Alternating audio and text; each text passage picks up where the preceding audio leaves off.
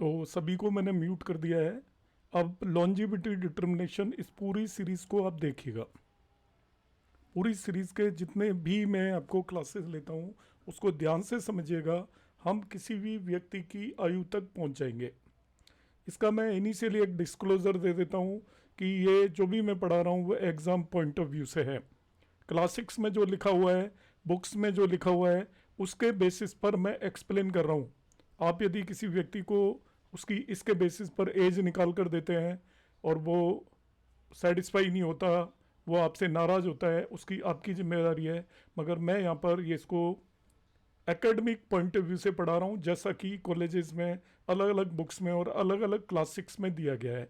क्योंकि longevity as आयु generally हमें किसी की निकालनी नहीं चाहिए, ऐसा भी शास्त्रों में कहा गया है। सबसे पहले बृहद पाराशर होरा शास्त्र में हमारे ऋषि मुनियों ने कहा है कि किसी भी बच्चे की जब तक एज उसकी 12 ईयर ना हो जाए तब तक उसकी आयु का निर्णय नहीं करना चाहिए। उसका रीज़न क्या होता है कि जो आयु के फर्स्ट 4 ईयर्स जो होते हैं उसकी लाइफ के, वो उसकी मदर के पूर्व जन्म कर्मों से गवर्न होते हैं। उसकी मदर ने कैसे कर्म किए हैं इस बात पर उसकी आयु निर्भर करेगी पहले 4 साल। नेक्स्ट 4 ईयर उसकी जो लाइफ है वो उसके फादर के पूर्व जन्म कर्मों पर बेस्ड होती है। तो पहले 8 साल में उस बच्चे का कोई रोल नहीं होता। फर्स्ट 4 ईयर में उसकी माँ के पूर्व जन्म में कैसे कर्म थे इस बात पर आयु डिपेंड करेगी बच्चे की। और नेक्स्ट 4 ईयर में उसके फादर के कैसे कर्म थे इस बात पर डिपेंड करेगी। जब तक वो 12 ईयर का ना हो जाए तब तक उसके हॉरोस्कोप के बारे में कोई भी प्रेडिक्शन नहीं देना चाहिए। क्योंकि 12 ईयर तक ऐसा माना जाता है कि उसमें बहुत सारे दूसरे फैक्टर्स काम कर रहे होते हैं और उसकी कुंडली 12 साल तक जो बनती है वो आपके इस जन्म के किसी भी कर्मास पर डिपेंड नहीं करती। सो टिल दैट एज हर एक चाइल्ड प्रोटेक्ट होता है बाई प्लैनेट्स, अपने आप वो प्रोटेक्ट करके रखते हैं। उस समय पर उसकी मेडिकल केयर करनी चाहिए, प्रॉपर उसका ध्यान रखना चाहिए। उस एज के बाद ही हमें आयु निर्णय करना चाहिए। क्योंकि 12 साल की उम्र तक जो भी उसकी आयु होती है या तो वो उसके माँ के कर्मों पर निर्भर करती है या उसके पिता के कर्मों पर निर्भर करती है या और प्लैनेट्स के असर जो भी उस पर है जिन पर उसका कोई भी रोल नहीं होता। एक ही तरीके से नेचर पर डिपेंड करती है। नेचर चाहेगी उसकी उतनी आयु होगी, तो आपके कैलकुलेट करने का कोई यूज़ नहीं है। कोई भी बच्चा चाइल्ड जब 12 साल की उम्र पूरी कर देता है अब उसके बाद ही हमें उसका आयु निर्णय करना चाहिए। अब आयु निर्णय करने में कुछ बातों का हमें विशेष तौर से ध्यान रखना है। रिकॉर्डिंग हो रही है? ठीक है। हमें विशेष रूप से ध्यान रखना है। तो सबसे पहले बच्चे का एक्यूरेट बर्थ टाइम होना चाहिए। तो मैं आपको एडवाइस दूंगा क्लासिक के हिसाब से आप बर्थ टाइम करेक्ट करना जरूर सीखें। जो भी लोग एस्ट्रोलॉजी करते हैं यदि उन्हें बर्थ टाइम करेक्ट करना नहीं आता तो उनकी एस्ट्रोलॉजी का कोई भी यूज़ नहीं है, क्योंकि किसी का भी बर्थ टाइम करेक्ट नहीं होता। अभी मैं बताऊंगा यहाँ पर क्लासिक्स के हिसाब से क्या दिया हुआ है। So for calculation of longevity accurate birth data is required. उसमें क्या होता है, करेक्ट डेट ऑफ बर्थ पता होनी चाहिए, करेक्ट टाइम ऑफ बर्थ पता होना चाहिए, करेक्ट प्लेस ऑफ बर्थ पता होना चाहिए, और उसके बाद हम चित्र पक्ष आयामशा के बेस पर उसकी जन्म कुंडली बनाएंगे। आजकल सभी मोबाइल सॉफ्टवेयर्स में और लैपटॉप वगैरह में आपको ये मिल जाएगा। अब करेक्ट टाइम ऑफ बर्थ से रिलेटेड जो मैंने बताया था कि किसी का भी बर्थ टाइम करेक्ट नहीं होता, उसका रीज़न मैं यहाँ पर बताता हूँ। There are some controversies regarding the time of birth. Clear ही नहीं है, अलग अलग लोगों के टाइम ऑफ बर्थ के बारे में अलग अलग व्यूज़ हैं, तो वहाँ पर बहुत सारी कंट्रोवर्सीज हैं which should be taken as the correct time of birth. ये एक डाउट है कि हम किस समय को करेक्ट टाइम लें। फर्स्ट वन जो टाइम लिया जा सकता है, अपीयरेंस ऑफ द हेड और एनी बॉडी पार्ट। तो बच्चा का जब सर या कोई भी उसका पार्ट बाहर दिखाई देना शुरू करे, माँ के जब माँ से बाहर उसका जन्म होता है तब सबसे पहले कोई भी पार्ट दिखाई दे, उसे क्या हम जन्म समय माने।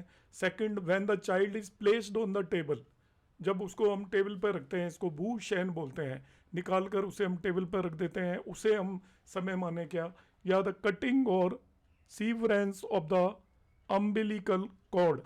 तो आपका जो भी है आपका उसकी कॉर्ड को जब हम कट करते हैं तो उसको हम उसका माने हैं जिसे हम नाल बोलते हैं, या द फर्स्ट क्राई, पहली बार जब वो रोता है। Normally cutting off the umbilical cord और the first cry can be accepted at time of birth. Even the time of birth given by hospital can be dependent upon. अब ये तो कह दिया डिपेंड करें, इसको माने, मगर मानने का कोई आधार नहीं है कि हम किस टाइम को उसका टाइम ऑफ बर्थ मान रहे हैं। तो उसका टाइम ऑफ बर्थ में डेफिनेटली जो हम अलग अलग तरीके से लेंगे तो 2-4 मिनट का डेफिनेटली डिफरेंस आएगा, और 2-4 मिनट का डिफरेंस आते ही उसकी पूरे डिविजनल चार्ट वगैरह बदलने की संभावना हो जाती है। तब ऐसे में क्या किया जाए, तो एडवाइस होगा मेरा कि आप बर्थ टाइम रेक्टिफाई करना सीखें। क्लासिक्स में इसका आंसर दिया हुआ है कि आप जो भी बर्थ टाइम ले रहे हो उसमें यदि शुद्धिकरण कर दिया जाए, करेक्शन कर दिया जाए, तो आपको करेक्ट बर्थ टाइम मिल जाएगा। तो ऑलवेज जब भी आप आगे बढ़ते हैं तो टाइम को जरूर करेक्ट करें।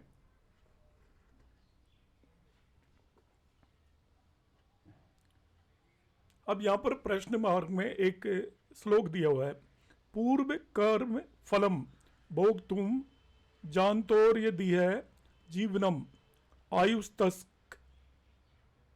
तस्कर्मस्यास्त दीर्घ मध्यात्मादिकम। प्रश्न मार्ग में ये श्लोक दिया हुआ है, इसमें वॉइस बीच बीच में कट रही होगी, मैं फिर से रीड कर देता हूँ। पूर्व कर्म फलम भोग तुम जानतोर यदि है जीवनम आयुष तक कर्मस्त्याश्य धीर दे मध्यात्म तादिकम। means all living beings take a new birth to enjoy or suffer the result the karmas of their past lives. Depending on their past karmas, their longevity is long, medium and short. तो हम इस जन्म में जो जन्म लेते हैं अपने पूर्व जन्म के कर्मों को फल भोगने के लिए लेते हैं।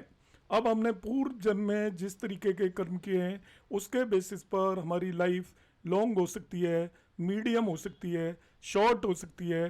3 तरीके के लाइफ स्पेन होते हैं। Yogas in the horoscope shows the person's purva karma and these yogas connect the person with his karma phalas. तो आपके जो भी कुंडली के अंदर योग बने होते हैं वो आपके पूर्व जन्म के कर्मों से मिलकर हमारी कुंडलियों में आते हैं। हमने पूर्व जन्म में कैसे कर्म किए उसके बेस पे योगास होते हैं हमारी कुंडली में, और उन योगास के थ्रू ही हमें कर्म फल मिलते हैं। अच्छे और बुरे जैसे भी योग हमारी कुंडली में होंगे उसके बेसिस पर हमें कर्म फल मिलेंगे। अब जनरली जो लॉन्जिविटी होती है, आयु 2 तरह की होती है। हम यहाँ पर योगायु की बात करेंगे, आगे जाके मैं दशायु की बात करूँगा एंड में जाकर। दशायु के बेस पर भी हम आयु निकालते हैं, और जो कुंडली में जो योग बने होते हैं उसके बेस पर आयु निकालते हैं। So there are basically 2 kind of longevity. एक होती है योगायु, it is provided by the yogas in the horoscope. आपकी कुंडली में कौन कौन से योग हैं उसके बेस पे योगायु निकाली जाती है, और दशायु निकाली जाती है provided by the dashas in the horoscope. जो आपकी दशाएं चल रही होती हैं उसके बेसिस पर हम आयु निकालते हैं। तो आप एंड तक इस सीरीज़ को ज्वाइन करके रखेंगे तो एंड में जाके मैं दशायु का उपयोग बताऊंगा। इनिशियली मैं योगायु यहाँ पर बताता हूँ। योगायु के बेस पर आयु खंड को 3 पार्ट में डिवाइड किया हुआ है।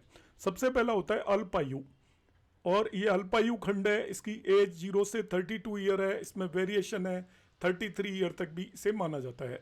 दूसरी होती है मध्य आयु खंड, ये 33 से 66 ईयर तक है, कुछ लोग इसको 70 तक मानते हैं, मगर रफली अंदाजा आप मान लीजिए 36 से 66 ईयर है। और तीसरी होती है दीर्घायु खंड, वो होता है अबव 70 ईयर, और जनरली अबव 70 ईयर है दीर्घायु खंड को भी फर्दर हम क्लासीफाई करेंगे।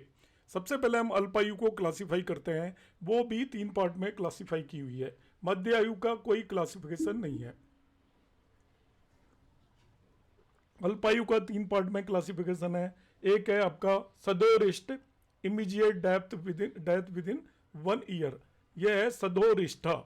तो सदोरिष्ट में क्या होता है, पर्सन जो चाइल्ड होता है उसकी 1 साल के अंदर अंदर डेथ हो जाती है। दूसरा होता है बाल अरिष्ट और अरिष्ट, ये 1 से 12 साल के बीच में उसकी डेथ होती है, इसको बाल अरिष्ट बोला जाता है।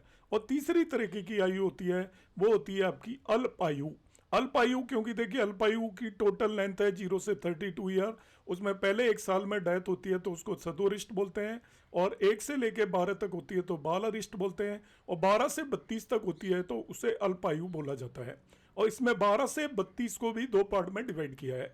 यदि डेथ होती है अप टू 20 ईयर, इसे योगारिष्ट बोलते हैं, और 20 से 32 ईयर होती है उसे अल्पायु बोलते हैं। इसमें जो आयु की रेंज है अलग अलग क्लासिक्स में थोड़ा बहुत प्लस माइनस हो सकता है, अंदाजे से कहीं कहीं पर जो योगारिष्ट है उसको 18 तक लिया हुआ है, कहीं कहीं पर इसको 24 तक लिया हुआ है, मगर आप इसी को ध्यान रख सकते हो जो मैं बता रहा हूँ। तो अल्पायु का 4 क्लासिफिकेशन हो गया, 0 से 1 ईयर सदोरिष्ट हो गया, 1 से 12 आपका बालरिष्ट हो गया, 12 से 20 योगारिष्ट हो गया, और 20 से 32 को अल्पायु बोलते हैं।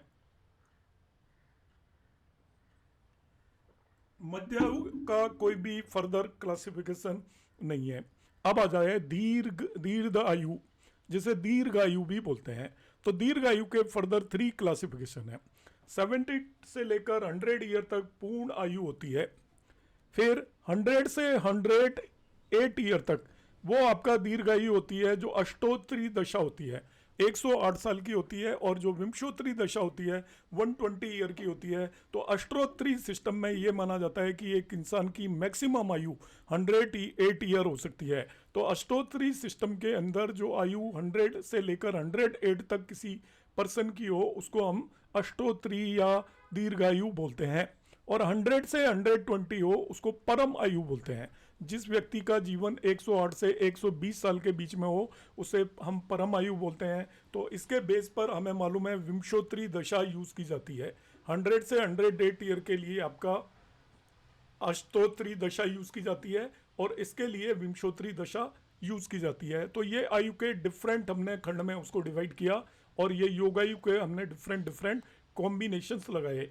जो विद्यार्थी स्टूडेंट कहीं प्रिपरेशन कर रहे हैं एग्जाम की आप में से, उन सभी की एग्जाम में इन पर बेस क्वेश्चन आ सकते हैं कि आपका सदोरिष्ट कितनी उम्र तक होता है, या आपका विंशोत्तरी या परम आयु किससे किस एज तक होती है, मध्य आयु किससे किस एज तक होती है, तो आप उनका आंसर कर पाएंगे। सम एस्ट्रोलॉजर कंसीडर बाल अरिष्ट पर हम बात करेंगे। सम एस्ट्रोलॉजर्स देखिए consider bal arisht up to 8 year and yoga arisht from 8 to 20 years. देखिए एक वेरिएशन आ गया, हमने बाल अरिष्ट 12 ईयर तक माना है और योगा अरिष्ट 12 से 20 ईयर तक माना है। फॉर सदोरिष्ट, बाल अरिष्ट एंड दीर्घ आयु over 100 years mathematical calculation of आयु इज अननेसेसरी। इन तीनों केसेस में आपको आयु कैलकुलेट करने की जरूरत नहीं है। आपको पता चल रहा है कि सदोरिष्ट है तो 1 साल से पहले डेथ हो जाएगी, बाल अरिष्ट है तो 8 ईयर या मैक्सिमम 20 ईयर तक डेथ हो जाएगी, और आपका दीर्घायु 100 ईयर से ऊपर आ रही है तो 100 ईयर से ऊपर जिसकी आयु है उसकी आयु कैलकुलेट करने की कोई नीड नहीं है, वो वेस्टेज ऑफ टाइम है। इन तीनों केसेस में हम आयु को कैलकुलेट नहीं करेंगे। अब है अप्रोक्सीमेट डिटर्मिनेशन ऑफ द आयु खंड। आपको अंदाजा लगाना है कि किसी भी व्यक्ति का क्या आयु खंड होगा। देखिए आयु कैलकुलेशन के 2 तरीके हैं, एक तो अप्रोक्सीमेट है, अंदाजा की इतनी इसकी उम्र होगी, और एक है एक्यूरेट जिसमें मैथमेटिकल कैलकुलेशन यूज करेंगे आगे चलकर। तो अप्रोक्सीमेट डिटर्मिनेशन ऑफ आयु खंड में the position of planet in the horoscope give some idea about the आयु खंड ऑफ द पर्सन। तो किसी भी नेट की कुंडली में प्लैनेट्स की जो भी पोजीशन है उससे हमें आयु का कुछ अंदाज़ा लगा जाता है। अप्रोक्सीमेट आयु निकालने के कई सारे मेथड हैं, तो वो मैं आपको सब एक्सप्लेन करूंगा during this one particular course. उसमें सबसे पहला जो आयु मानी जाती है वो होती है पूर्ण आयु। तो पूर्ण आयु का जो आपका स्पैन है वो मैंने अभी बताया था 70 से 100, जनरली उसको 67 से 100 के बीच में भी मानते हैं। तो 1-2 साल का जो वेरिएशन है उस पर आप स्टिक नहीं करेंगे, आप जो भी लिख देंगे वो करेक्ट माना जाएगा, क्योंकि अलग अलग क्लासिक्स में थोड़ा बहुत 1-2 साल का वेरिएशन है। तो पूर्ण आयु है if the following houses and planets are strong and well placed and are well aspected, it is an indication of पूर्ण आयु। तो आपकी कुंडली इन जनरल बली है, स्ट्रॉन्ग है, तो पूर्ण आयु होगी नेटिव की। उसमें आप स्ट्रॉन्ग और बली होने के लिए, ये कुंडली बली होने के ही कॉम्बिनेशन है जो पूर्ण आयु के कॉम्बिनेशन है। तो कुंडली बली होने के कौन कौन से कॉम्बिनेशन है देखिए। तो हम क्या करें, the following houses and planets are strong and well placed and well aspected. तो उनमें सबसे पहले लग्न एंड लग्न लॉर्ड, यदि जिस व्यक्ति की लग्न और लग्न लॉर्ड स्ट्रॉन्ग होते हैं तो वो नेटिव हर तरीके से लाइफ के अंदर सक्सेसफुल होता है। हर तरीके से सक्सेसफुल वो तभी होगा जब उसकी आयु भी अच्छी खासी होगी। इसलिए लग्न और लग्न लॉर्ड की स्ट्रेंथ हमें देखनी चाहिए। फिर moon and moon sign lord, उसका रीजन क्या होता है कि चंद्रमा भी अपने आप में एक लग्न है। आपकी कुंडली के अंदर आपकी आयु चंद्रमा की स्ट्रेंथ पर भी डिपेंड करेगी, और चंद्रमा का जो साइन लॉर्ड है, जिस राशि के अंदर हम जिसे हम चंद्रेश बोलते हैं, उसकी भी स्ट्रेंथ हमें देखनी पड़ेगी, वो भी यदि स्ट्रोंग है। तीसरा 8th house and 8th Lord. 8th house को हम आयु भाव बोलते हैं, और आयु भाव का जो लॉर्ड हो गया वो 8th लॉर्ड हो गया। इन दोनों की स्ट्रेंथ भी हमें देखनी चाहिए। 3rd house and 3rd house Lord. 3rd house अष्टम से अष्टम होता है आपका भावत भावम सिद्धांत से, 8वां भाव आयु का होता है, तो तीसरा भाव भी आयु का होता है। तो 3rd house and 3rd house के लॉर्ड को भी हम देखेंगे, और आयुष कारक सैटर्न को देखेंगे। ये 5 पैरामीटर यदि आपकी कुंडली के अंदर स्ट्रोंग है, लग्न और लग्न लॉर्ड स्ट्रोंग है, moon and moon sign lord strong है, आपका 8th Lord and 8th house strong है, इसके बाद आपका 3rd house and 3rd Lord strong है, और सैटर्न जो आयु कारक है वो स्ट्रोंग है। इसका मतलब डेफिनेटली उस नेटिव की आयु पूर्ण आयु होगी। और दूसरा जो कॉम्बिनेशन है फर्स्ट के बाद second, a benefic are placed in केंद्र एंड त्रिकोणस। आपके केंद्र और त्रिकोण में जब बेनिफिक प्लैनेट बैठे होते हैं तो बेनिफिक प्लैनेट के बैठने से केंद्र स्थान और त्रिकोण स्थान मजबूत हो जाते हैं। तो आपकी कुंडली की मजबूती का जो आधार है वो आपके केंद्र और त्रिकोण स्थान है, वहाँ पर यदि बेनिफिक प्लेस्ड है तो भी वो आपकी कुंडली को स्ट्रॉन्ग बनाएंगे, आपकी आयु को भी बढ़ाएंगे। Malefic are placed in upacha houses. 3, 6 और 11 के अंदर यदि मेलिफिक प्लैनेट्स बैठे हों उपचा हाउसेज में, मेलिफिक प्लैनेट्स, ऐसे केस में जब बेनिफिक केंद्र में बैठे हों तो वो आपकी कुंडली को और बल दे देते हैं। आपके आउटर एरिया के अंदर जाकर वो बैठ गए और आपकी कुंडली को और आपको पूरी तरीके से वो प्रोटेक्ट करेंगे। तो केंद्र और त्रिकोण में बेनिफिक हो और मेलिफिक उपचा हाउसेज में हो। Further 8th and 12th houses are vacant and are free from malefic influence. 8वें और 12वें भाव में कोई भी प्लैनेट नहीं होता है तो उसे अच्छा माना जाता है, क्योंकि 8th भाव का बैठा हुआ प्लैनेट का सोर्स 8th हाउस बन जाता है, और 8th हाउस आपकी परेशानियों का, ग्रीप्स का कारण होता है। आपकी ज़िंदगी में जो भी परेशानी होंगी वहाँ पर कोई भी प्लैनेट बैठा है तो वो अपनी दशा और अंतर दशाओं में उसके जो भाव हैं उनका सोर्स 8th हाउस हो जाता है, तो आपकी लाइफ के अंदर दिक्कतें देगा। ऐसे ही 12वां भाव भी दुस्थान माना जाता है। इसलिए 8वें और 12वें भाव के अंदर यदि कोई भी प्लैनेट ना बैठा हो और उन पर कोई भी मेलिफिक इन्फ्लुएंस भी ना हो तो वो बहुत ही अच्छा माना जाता है। एंड लग्न Lord is stronger then 8th Lord. लंबी उम्र के लिए लग्न लॉर्ड 8th लॉर्ड से स्ट्रोंगर होना चाहिए। लग्न लॉर्ड से यदि 8th लॉर्ड स्ट्रोंगर होगा तो अपोजिट हो जाएगा। 8th लॉर्ड आपका मृत्यु भाव का स्वामी है और लग्न आपका स्वामी है, तो आपके जो शरीर का स्वामी है वो मृत्यु भाव के स्वामी से, उसको आयु भाव भी बोलते हैं मगर वो मृत्यु भाव भी है। आपका जो लग्न लॉर्ड है मृत्यु भाव के स्वामी से ज़्यादा बली होगा, तभी आपको वो लंबी एज प्रोवाइड करेगा। Then it is also an indication of आयु। पूर्ण आयु के 2 आपके पैरामीटर्स हैं, तो इन दोनों पैरामीटर्स को आप अच्छे से ध्यान रखेंगे। ऊपर वाले पैरामीटर लगते हैं तभी भी आपकी पूर्ण आयु होगी, और या फिर नीचे वाले पैरामीटर लगते हैं तभी भी आपकी पूर्ण आयु होगी। सपोज ऊपर वाले पैरामीटर नहीं लग रहे हैं और नीचे वाले पैरामीटर लग रहे हैं तभी भी आपकी पूर्ण आयु के कॉम्बिनेशन है। ये पूर्ण आयु के कॉम्बिनेशन और कुछ नहीं है, आपकी स्ट्रॉन्ग कुंडली के कॉम्बिनेशन है ये। दूसरा जो यहाँ पर कंपोनेंट हम डिस्कस करेंगे वो होता है अल्प आयु। तो अल्प आयु में यहाँ पर ऊपर जो हमने 5 फैक्टर्स जो डिस्कस किए थे केस 1 में, 5 फैक्टर डिस्कस किए थे हमने, लग्न लग्न lord, moon moon sign lord, 8th house 8th sign lord, 3rd house 3rd sign lord and आयु कारक सैटर्न, ये यहाँ पर स्ट्रॉन्ग थे। तो अल्प आयु में ये सब क्या हो जाएंगे, आपके स्ट्रॉन्ग नहीं होंगे। If the 5 factor mentioned in 1 are divide of strength and are ill placed it shows अल्पायु। मतलब लग्न लग्न लॉर्ड आपके कमज़ोर हैं या लग्न लॉर्ड ठीक से प्लेस्ड नहीं है, moon and moon sign lord कमज़ोर हैं, ऐसे ही आपका 8th house and 8th house Lord कमज़ोर हैं, 3rd house and 3rd house Lord कमज़ोर हैं, सैटर्न कमज़ोर है, तो वो अल्पायु का कॉम्बिनेशन है बी। अब ये फिर बी भी उलट जाएगा वहाँ से। If बेनिफिक्स are placed in trik houses and malefic are केंद्र एंड त्रिकोण, तो वहाँ पर कॉम्बिनेशन मैंने बताया था कि बेनिफिक केंद्र एंड त्रिकोण में और मेलिफिक उपचा हाउसेज में है।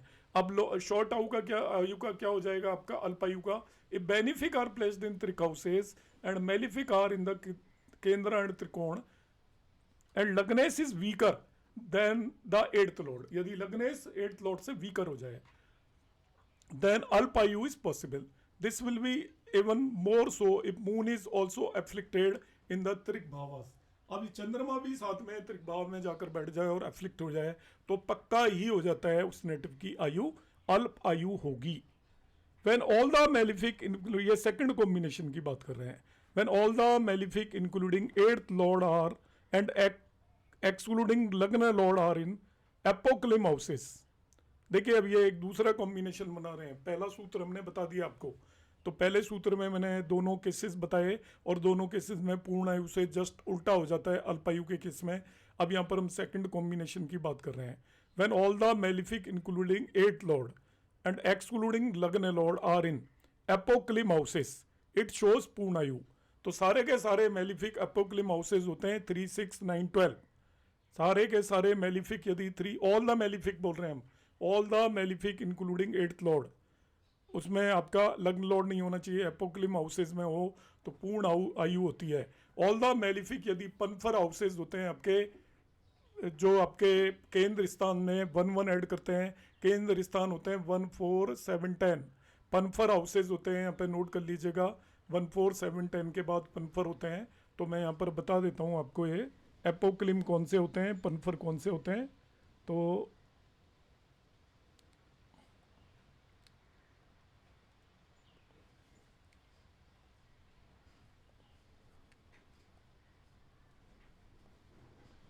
एपोक्लिम होते हैं आपके 3, 6, 9, 12. इसके बाद आपके पनफर हो जाते हैं आपके 2, 5, 8, 11 और केंद्राज हो जाते हैं 1, 4, 7, 10.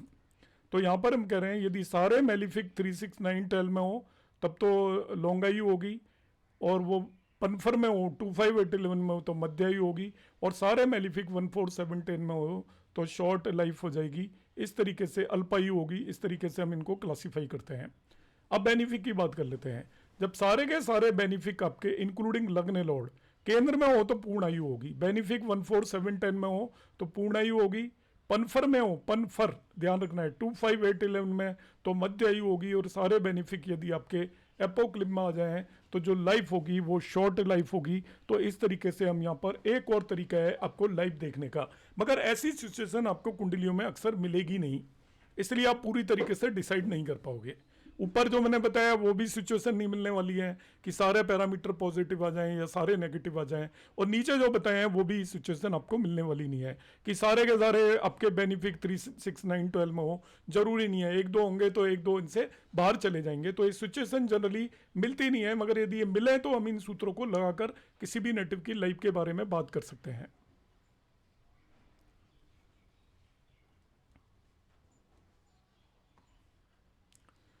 अब प्रश्न मार्ग में एक मेथड दिया हुआ है जिसके बेसिस पर भी अल्पायु और मध्यायु का हम निर्णय कर सकते हैं. प्रश्न मार्ग के अंदर यहाँ पर 4 सेट्स दिए हुए हैं, 1, 2, 3 एंड 4. यहाँ पर मैंने सीरियल नंबर लिखा हुआ है. प्रश्न मार्ग एक क्लासिक है जिसकी बेस पर हम इसको निकालने की कोशिश करेंगे. यहाँ पर हम क्या करते हैं, कंसीडर 4 सेट्स. आपको नेचुरल फ्रेंडशिप लेनी है और नेचुरल फ्रेंडशिप के बेस पर हम आंसर देने की कोशिश करेंगे कि यदि लग्न लॉर्ड और एट्थ लॉर्ड दोनों के दोनों, यदि प्लेनेट को ले लीजिए आप, यदि दोनों एनिमीज हैं तो वो अल्पायु होगी. लग्न लॉर्ड और एट्थ लॉर्ड, जैसे लग्न लॉर्ड सन हो गया और एट्थ लॉर्ड आपका सैटर्न हो गया, तो मान लीजिए कि, और ऐसा होगा नहीं कि लग्न लॉर्ड जब वो सन हो तो एट्थ लॉर्ड सैटर्न नहीं हो सकता. मगर यदि किसी केस में लग्न लॉर्ड और एट्थ लॉर्ड आपके शत्रु हो जाएं तो in that one particular case आपकी अल्पायु होगी. और ये लग्न लॉर्ड और एट्थ लॉर्ड शत्रु किस केस में हो सकते हैं, जैसा जुपिटर की वो ले लीजिए आप, लग्न 9 12 ले लीजिए तो आपका एट्थ लॉर्ड वीनस हो जाएगा, तो दोनों शत्रु हो गए. मगर यहाँ पर बोथ वे शत्रु नहीं है, इसलिए हम उसको डायरेक्ट नहीं कह सकते, क्योंकि जुपिटर तो वीनस को शत्रु मानता है मगर वीनस जुपिटर को शत्रु नहीं मानता.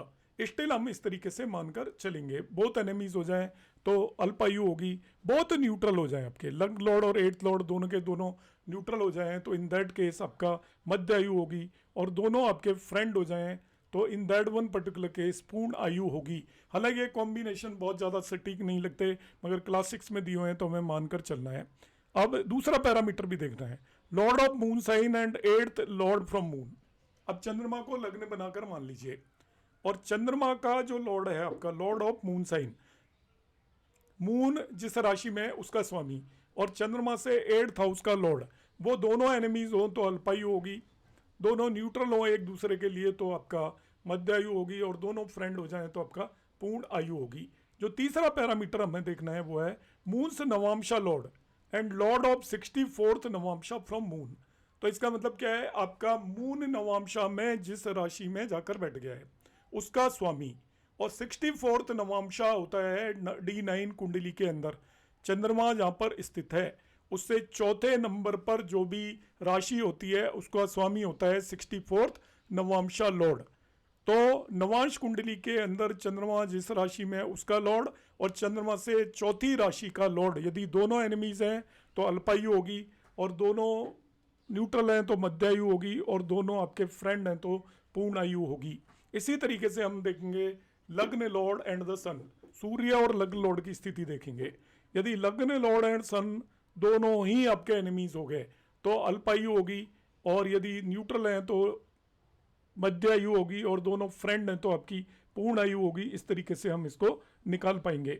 अब यहाँ पर आपको क्या करना है, ओवरऑल किस तरीके से एनालाइज करना है।